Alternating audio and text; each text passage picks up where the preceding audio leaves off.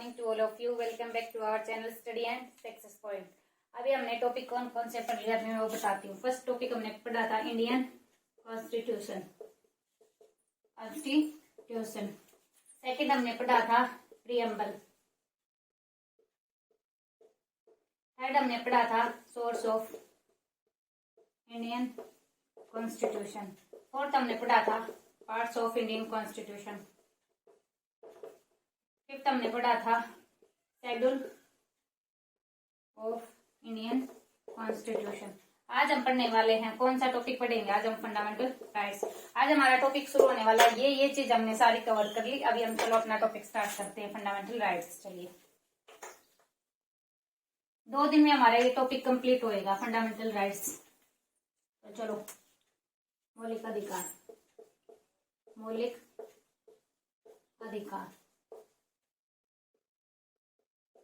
आज हम ये स्टार्ट करते हैं। चलो, मौलिक अधिकार हमने कहाँ से ले रखे हैं? यूएसए से ले रखे हैं। आर्टिकल कौन सा है? 12 से 35 तक है। भाग 3 में, भाग 3 को भारतीय संविधान का ना मैग्ना कार्टा कहा जाता है। भारतीय संविधान का मैग्ना कार्टा कहा जाता है। क्यों कहा जाता है? क्योंकि इसमें मौलिक अधिकार ही, क्योंकि ये भाग 3 मौलिक अधिकारों का क्या है? जन्मदाता है। इस वजह से इसको भारतीय संविधान का मैग्ना कार्टा कहा जाता है। तो चलो, आर्टिकल 12 में क्या है? डेफिनेशन दे रखी है। किसकी? Definition of fundamental rights. ये वाली चीज दे रखी है। अभी देखो, चलो हम आगे चलते हैं।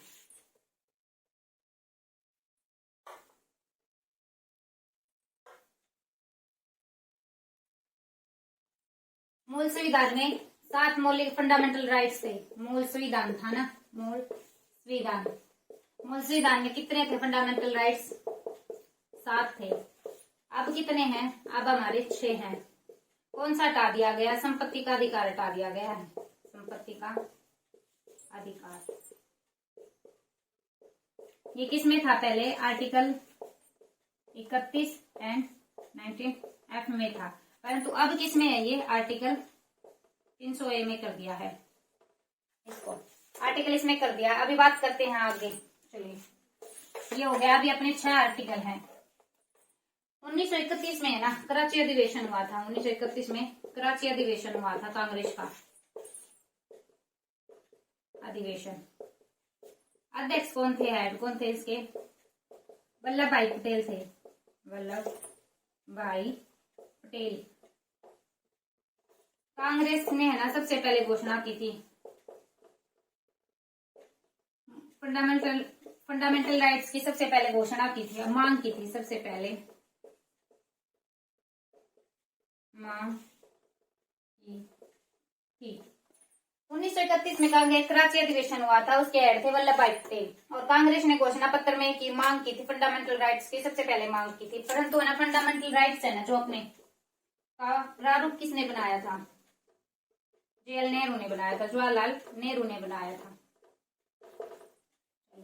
जो फंडामेंटल राइट्स है ना, इनके पीछे कानूनी मान्यता है। इनको न्यायालय में चुनौती दे सकते हैं, न्यायालय में शरण ले सकते हैं अगर इनका उल्लंघन हो रहा है तो चलिए, अभी कितने कौन कौन से बताए हैं? नंबर 1 समानता का अधिकार।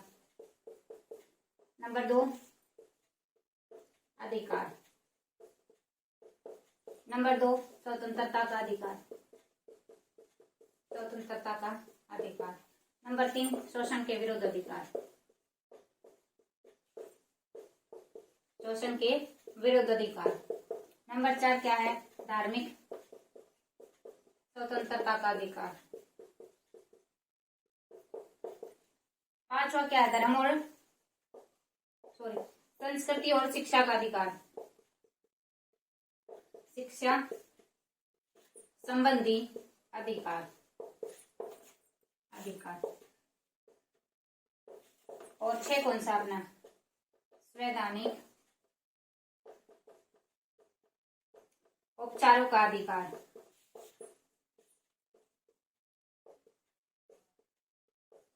ये चीज थे हमारे 6। और संपत्ति का अधिकार अभी हटा दिया गया है। वो कौन से में था? आर्टिकल 31 19F में था। अभी 300 में कर दिया गया। आर्टिकल 300 में ये समानता का अधिकार आर्टिकल का से है 14 से 18 तक है।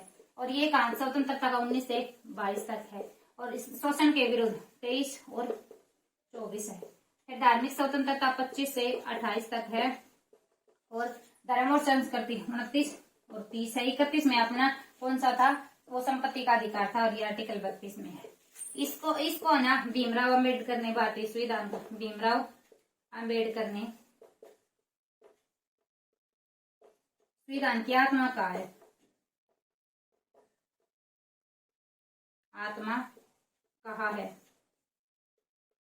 आर्टिकल 32 को। तो चलो अभी हम स्टार्ट करते हैं एक एक से। देखो 14 से स्टार्ट होते, 12 और 13 दो आर्टिकल रह गए, वो कोई भी नहीं बताता 12 और 13 में क्या है, पर मैं आपको बताऊंगी 12 और 13 में क्या है। चलिए करते हैं अपना टॉपिक स्टार्ट। बहुत कम बच्चों को आर्टिकल 12 और 13 के बारे में पता होता है, तो चलो अभी हम पढ़ेंगे डीपली से। आर्टिकल 12 में क्या है, डेफिनेशन ऑफ फंडामेंटल राइट्स। 13 में क्या है, आर्टिकल जो 13 है ना, इसको फंडामेंटल राइट्स का सुरक्षा कवच कहा जाता है। फंडामेंटल राइट्स का सुरक्षा कवच को फंडामेंटल राइट्स का सुरक्षा कवच कहा जाता है। और डेफिनेशन ऑफ फंडामेंटल राइट्स 12 में है, और राज्य शब्द का भी वर्णन है, वर्णन भी है। चलो अभी हम आर्टिकल 14 में चलते हैं। आर्टिकल 14 में क्या है, कानून के समक्ष समानता। ये चीज हमने इंग्लैंड से ले रखी है, और इसमें क्या कहा गया है कि सभी राज्य के सभी नागरिकों के लिए एक कानून बनाया जाएगा, और सभी पे समान कानून बनाया जाएगा, और सभी पे समान रूप से लागू होगा। ये चीज बता रखे कानून के समक्ष समानता में। समान कानून एंड सभी पर समान रूप से लागू, समान रूप से लागू। 14 15 में क्या कह रखा है, जाति लिंग के अनुसार भेदभाव नहीं किया जाएगा। इसमें क्या कह रखा है कि आर्टिकल 15 में क्या, किसी भी व्यक्ति के साथ धर्म जाति लिंग के अनुसार भेदभाव नहीं किया जाएगा, सभी को समान रूप से समानता मिलेगी, सबको समान रूप से एक, किसी भी व्यक्ति के साथ धर्म जाति लिंग के अनुसार भेदभाव नहीं किया जाएगा। आर्टिकल 15 में है। 16 में क्या है कि लोक नियोजन के समान अवसर, समान अवसर। इसमें क्या क्या रखा है कि राज्य में किसी भी पद पर नियुक्ति होगी ना, राज्य में किसी भी पद पर नियुक्ति होगी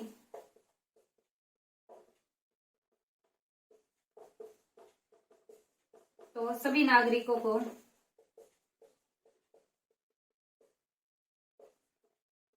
समान अवसर दिए जाएंगे,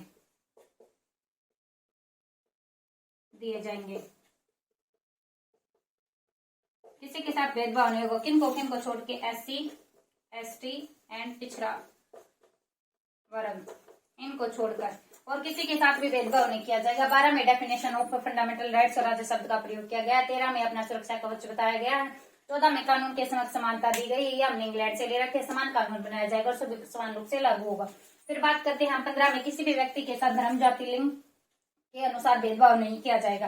फिर 16 में क्या है, कह रखा है कि लोग नियोजन के समान अवसर। राज्य में किसी भी पद पर अगर मान लो कोई भी भर्ती निकल गई तो सभी लोगों को मतलब फॉर्म भरने की और मतलब टेस्ट वगैरह देने की समानता स्वतंत्रता है। तो SC और ST पिछड़ा वर्ग को छोड़कर उनको तो मतलब उनकी कम पे वो लगती है ना लिस्ट वगैरह, तो इस टाइप में।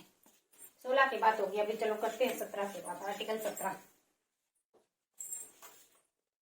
चलिए आर्टिकल 17 में देखते हैं अभी क्या है हमारा। आर्टिकल 17 में क्या है, अस्पृश्यता का अंत।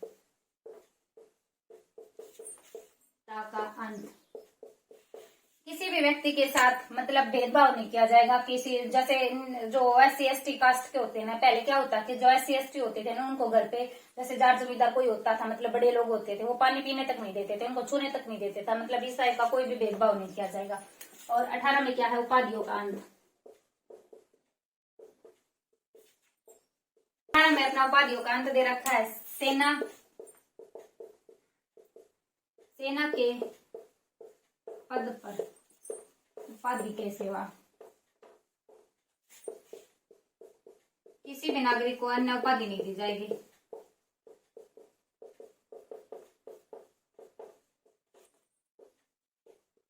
उपाधि नहीं दी जाएगी, मिलेगी देश में। मतलब सेना का पद पर हो ना, तो उसमें कुछ उपाधि मिल सकती है, उसके सिवा कोई अन्य उपाधि अपने देश में नहीं दी जाएगी। अगर किसी भी व्यक्ति को देश से बाहर कोई उपाधि मिल रही है तो वो राष्ट्रपति की आज्ञा के अनुसार वो उपाधि ग्रहण नहीं कर सकता है। तो ये बात थी 18 में। 19 में बात करते हैं, मूल संविधान में है ना, मूल संविधान में पहले 7 तरह की स्वतंत्रता थी, पर अभी है ना 6 तरह की स्वतंत्रता है। 6 तरह की स्वतंत्रता है। क्यों, अभी वो देखो। आर्टिकल 19F में क्या था, हमारा संपत्ति का अधिकार था, वो हटा दिया गया। 19F में क्या था, संपत्ति के अधिकार की स्वतंत्रता थी, परंतु अभी इसको हटा के कानूनी अधिकार बना दिया गया। संपत्ति के अधिकार को कानूनी अधिकार बना दिया गया, ना कि मौलिक अधिकार है ये। तो 6 तरह की स्वतंत्रता थी। अभी देखते हैं कौन कौन सी थी। Article 19A, 19B, 19C, 19D और 19E। इस ऐप में संपत्ति के अधिकार की स्वतंत्रता थी। इसको ना 44वां संविधान संशोधन हुआ था, अमेंडमेंट 1978 के तहत। जो कोई चीज हटानी होगी ना, वो हम 44वें संविधान संशोधन 1978 के तहत हटाएंगे। और कोई चीज अगर हमें जोड़नी होगी ना, तो वो हम 42वें संविधान संशोधन 1976 के तहत हटाएंगे। 78 और 76 कैसे याद करोगे, 4 और 4 8 होते हैं, तो 8 मतलब पीछे 8 1978 में हुआ था। 4 और 2 कितने होते हैं, 6, तो 1976 में हुआ था। चलो अभी हम बात करते हैं A, B, C, D, E और G की बात करते हैं। ए में क्या है, बोलने की स्वतंत्रता, और एक रहेगी प्रेस की स्वतंत्रता। बी में क्या है, मतलब बिना हथियारों के एकत्रित होने की, बिना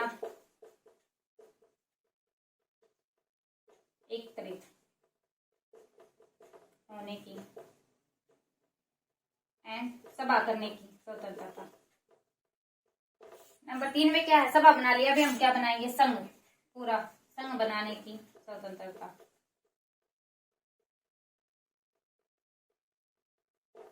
डी में क्या है, मतलब घूमने की स्वतंत्रता,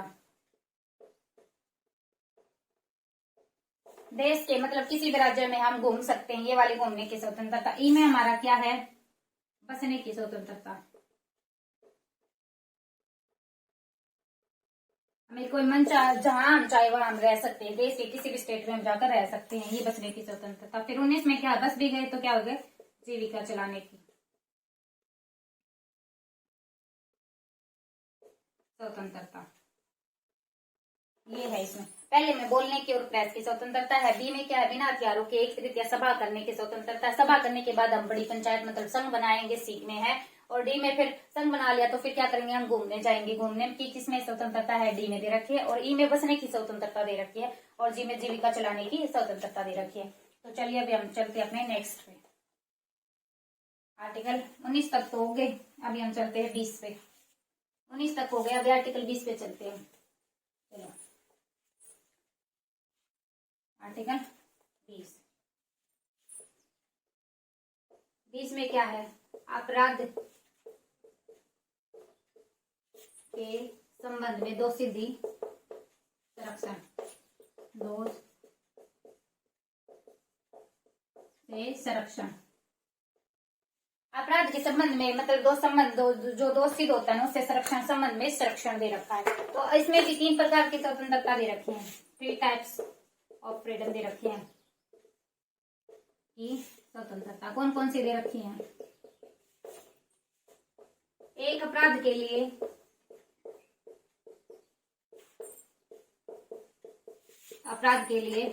एक बार ही सजा मिलेगी।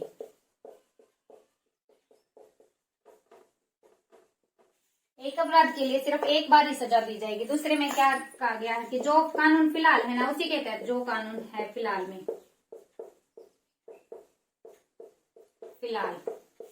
उसी के तहत सजा सुनाई जाएगी।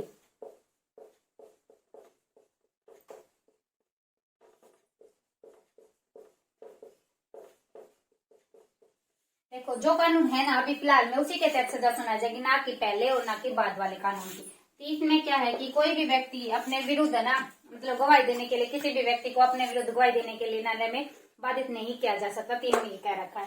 तो अपराध के संबंध में संरक्षण संबंधी कौन से, 2 सिद्धि संबंधी संरक्षण कौन से है, 3 प्रकार की स्वतंत्रता दे रखी है। एक अपराध के लिए सिर्फ 1 बार सजा मिलेगी। दूसरे में क्या है कि जो कानून है ना फिलहाल उसी के तहत सजा दी जाएगी। कि फिर तीसरे में क्या है कि किसी भी व्यक्ति को अपने विरुद्ध गवाही देने के लिए न्यायालय में बाधित नहीं किया जा सकता। 3 प्रकार की दे रखी है। आर्टिकल 21 की बात करते हैं अभी हम। आर्टिकल 21 में क्या है, प्राण व देय की स्वतंत्रता, प्राण है देय की स्वतंत्रता। ये देखो इसमें क्या कह रखा है कि मान लो देश में कोई भी इमरजेंसी लग गई तो उसमें है ना मौलिक अधिकार संबंधी प्राण और दैविक की स्वतंत्रता को छोड़कर सारे आर्टिकल है ना प्रतिबंधित किए जा सकते हैं, परंतु इस चीज को नहीं किया जा सकता, जीवन जीने की और स्वतंत्रता को नहीं किया जा सकता। और इसमें एक और चीज दे रखी है, निजता का अधिकार। आर्टिकल निजता का अधिकार ये कब हुआ था, अगस्त 2017 में लागू हुआ था। अगस्त 2017 में शामिल किया गया था आर्टिकल 21 में। और विदेशों में भ्रमण करना है ना तो वो भी इसी में है, आर्टिकल 21 में, विदेशों में भ्रमण की स्वतंत्रता। ये चीज इसमें दे रखी है। अभी बात आती है आर्टिकल 21A भी है। इसमें क्या है कि जो 6 से 14 वर्ष के बच्चे हैं ना, वर्ष के बच्चों के लिए निःशुल्क और अनिवार्य शिक्षा, निःशुल्क एंड अनिवार्य शिक्षा ये बात दे रखी है। इसमें 86वां संविधान संशोधन हुआ था, 86वां अमेंडमेंट हुआ था 2002 में, उसके तहत किया गया था। राइट टू एजुकेशन 21A में दे रखा है। 21 में प्राण और देह की स्वतंत्रता, विदेशों में भ्रमण की स्वतंत्रता और निजता का अधिकार। 24 में क्या कह रखा है, 21A में क्या कह रखा है, 6 से 14 वर्ष के जितने भी बच्चे हैं उनको निःशुल्क और अनिवार्य शिक्षा दी जाएगी। 88वां संविधान संशोधन 2002 में हुआ था, उसके तहत ये चीज लागू की गई थी। चलो अभी हम चलते हैं अपने नेक्स्ट आर्टिकल पे।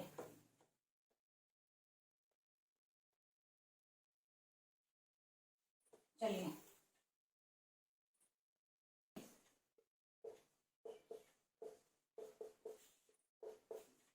कुछ दशाओं में गिरफ्तारी,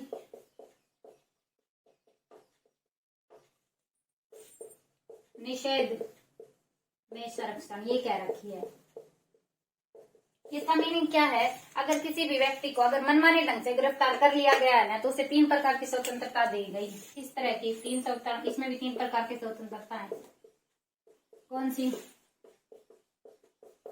नंबर 1 हिरासत में लेने का कारण पूछ सकता है कि मुझे क्यों गिरफ्तार किया जा रहा है, हिरासत में लेने का कारण पूछ सकता है, पूछना। नंबर 2 में क्या है, 24 घंटे के अंदर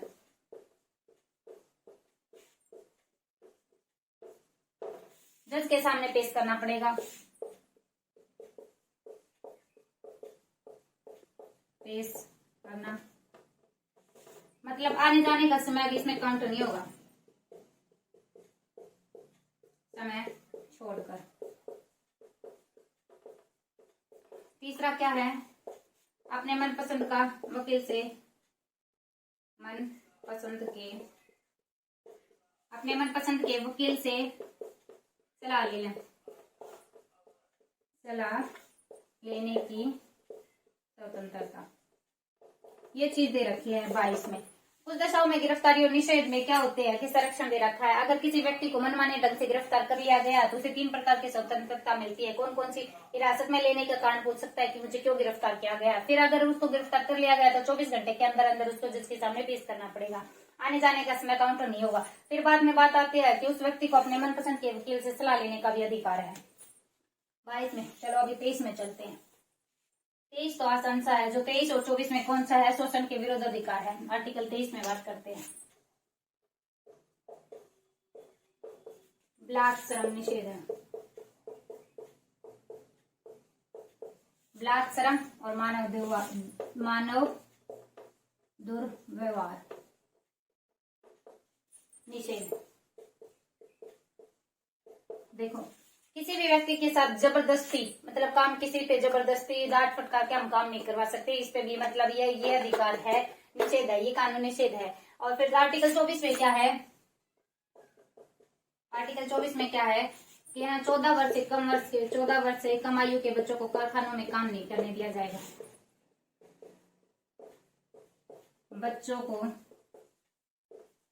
कारखानों में काम नहीं करने दिया जाएगा।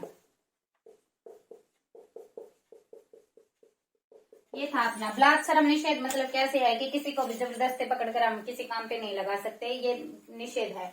और फिर मानो किसी के साथ हम बुरा व्यवहार भी नहीं कर सकते, ये भी आर्टिकल 23 के दे रखे शोषण के भी। 24 में क्या क्या है, 14 वर्ष से कम उम्र के बच्चे हैं ना, उनको ना कारखानों में काम करने नहीं दिया जाएगा। ये 24 में है किसी भी धर्म को मानने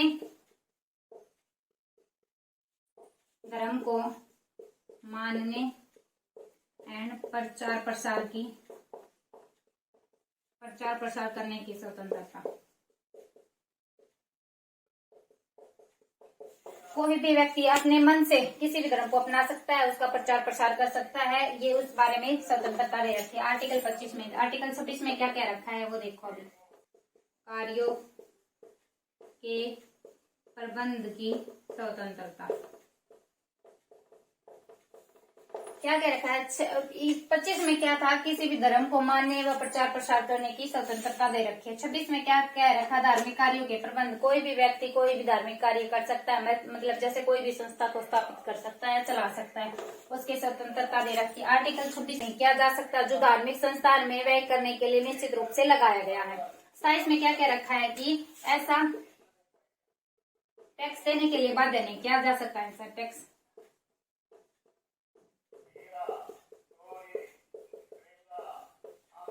नहीं किया जा सकता, ऐसा टैक्स देने के लिए बाध्य नहीं किया जा सकता जो धार्मिक संस्थान या पोषण के व्यय के लिए विशेष रूप से निश्चित की गई राशि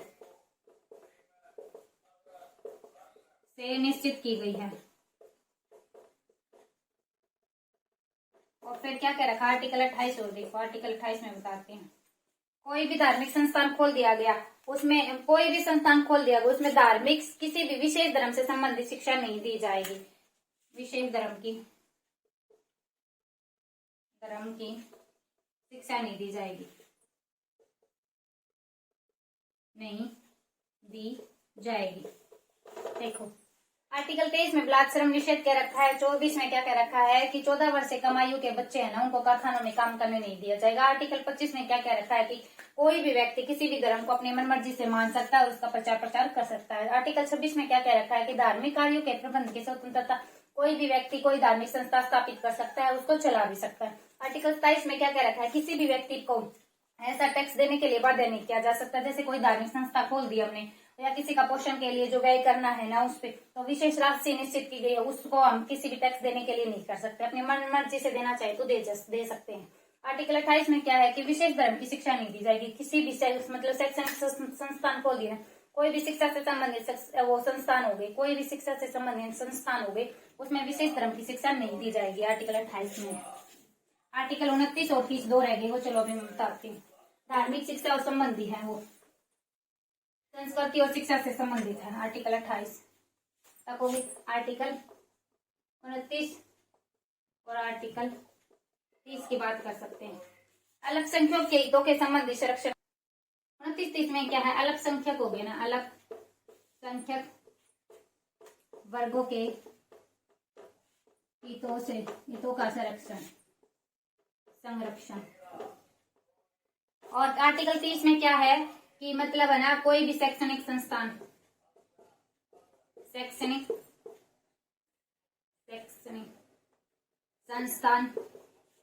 चलाने और प्रशासन का अधिकार किनको दिया गया? ये अधिकार अल्पसंख्यक वर्गों को, अल्पसंख्यक वर्ग। देखो 29 में क्या है, अल्पसंख्यक वर्गों के हितों का संरक्षण। इसका मीनिंग क्या है कि किसी भी व्यक्ति को, मतलब अल्पसंख्यक वर्ग के किसी भी व्यक्ति को भाषा, लिंग, भाषा, जाति के आधार पर मतलब किसी भी संस्थान में प्रवेश करने से मना नहीं किया जाएगा, समान रूप से लागू किया जाएगा। फिर बात होती है आर्टिकल 30, कोई भी व्यक्ति चाहे अल्पसंख्यक वर्ग का हो, कोई शैक्षिक संस्थान खोलना चाहता है तो खोल सकता है और उसमें मर्ज का प्रशासन चला सकता है, मैनेजमेंट कर सकता है। ये आर्टिकल 29 और 30 में। अभी हम आर्टिकल बात करते हैं 31। इसमें क्या है, संवैधानिक उपचारों का अधिकार है। इसका पता ही है सभी को, उपचारों का अधिकार। 12 से 35 तक है हमारे फंडामेंटल राइट्स। कहाँ का आता था, 12 से 35 तक फंडामेंटल राइट्स दिए गए हैं। तो ये हमारे 31 तक हुए। 13 से स्टार्ट, तो 14 से स्टार्ट करते हैं और 31 तक खत्म हो जाते हैं। 12, 13 और 32, 33, 34, सॉरी 32 में है ये।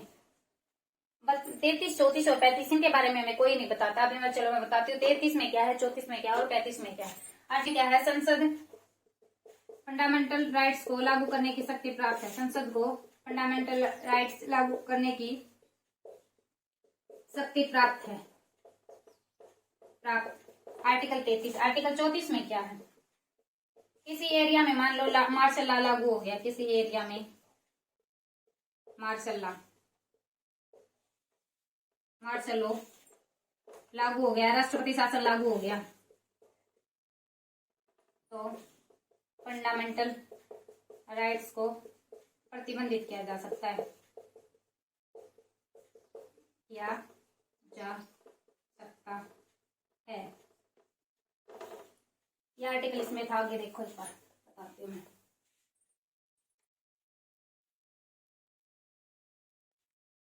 चौतीस और 35 में क्या है,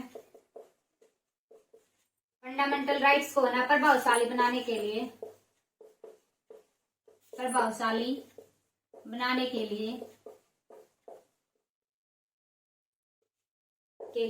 कानून बनाया जा सकता है।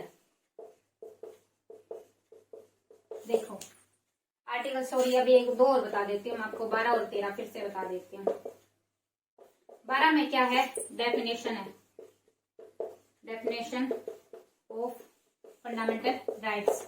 और आर्टिकल 13 को ना फंडामेंटल राइट्स का क्या कहा जाता है, सुरक्षा कवच कहा जाता है, सुरक्षा कवच।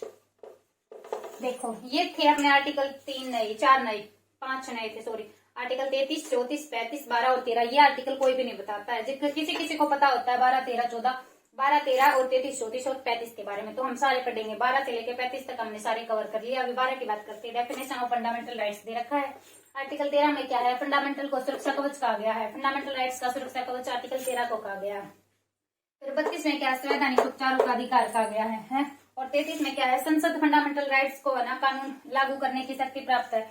फंडामेंटल राइट को लागू करने की शक्ति किसके पास है, अपने संसद के पास है। आर्टिकल 34 में क्या है, अगर किसी एरिया में मार्शल लॉ मतलब नेशनल इमरजेंसी या कुछ भी लग गया, मार्शल लॉ लग गया, इमरजेंसी लग गई, तो ना उसमें फंडामेंटल राइट्स को ना प्रतिबंधित किया जा सकता है। प्राण और देवी की मतलब जीवन की और जीवन जीने की स्वतंत्रता को छोड़कर सारे शब्द मौलिक अधिकार क्या किए जा सकते हैं, प्रतिबंधित किए जा सकते हैं। आर्टिकल 35 में क्या है, फंडामेंटल राइट्स को ना प्रभावशाली बनाने के लिए कानून बनाए जा सकते हैं। ये आर्टिकल 35 में है। अभी हमारी है ना, अभी हमारा फंडामेंटल राइट्स है ना कंप्लीट नहीं हुआ। अभी हमारी रीट रहेगी 5 तरह की, बंदी, प्रत्यक्षीकरण, परमादेश, उत्प्रेषण अधिकार, पर्चा और एक निवारक निषेध अधिनियम रह गए, जैसे मीसा, कोफे पोशा हो गया, मतलब ये वाली चीजें। तो कल में हम वो दोनों चीज अपनी करेंगे। फिर हमारा फंडामेंटल राइट्स है ना, फंडामेंटल राइट्स बिल्कुल अच्छे तरह से कंप्लीट, डीपली अच्छे से कंप्लीट हो जाएगा। तो कल करते हैं। आज के लिए इतना ही। क्लास अच्छी लगी हो तो like, share and subscribe please. जुड़े रहिए हमारे साथ और देखते रहिए हमारे चैनल को। Thank you, have a nice day.